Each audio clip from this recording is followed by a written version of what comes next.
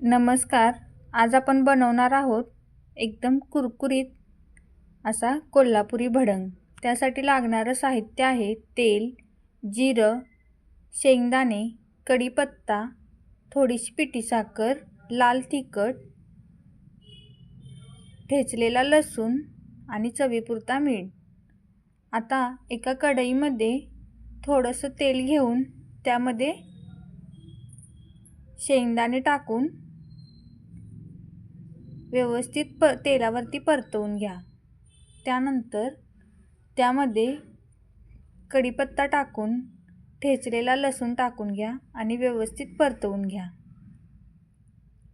हे सर्व करताना गॅस एकदम मंद आचेवर ठेवा. त्यानंतर लाल तिखट, थोडीशी पिठी साखर आणि चवीपुरता मीठ टाकून सर्व मिश्रण व्यवस्थित परतवून घ्या. हे सर्व करताना गॅस मंद आचेवर ठेवा, नाहीतर फोडणी करपण्याची शक्यता असते. त्यानंतर जे आपले चिरमुरे असतात ते या फोडणीमध्ये ओतून घ्या. आता सुद्धा आपण गॅस मंद आचेवरच ठेवलेला आहे.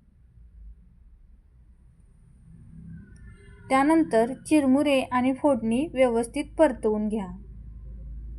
सर्व व्यवस्थित मिक्स करून घ्या.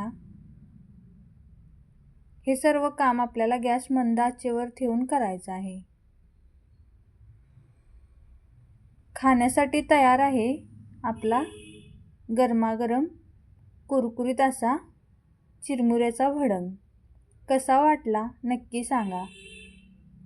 नवीन असाल तर चॅनलला सबस्क्राईब करा, लाईक करा, शेअर करा, कमेंट करा.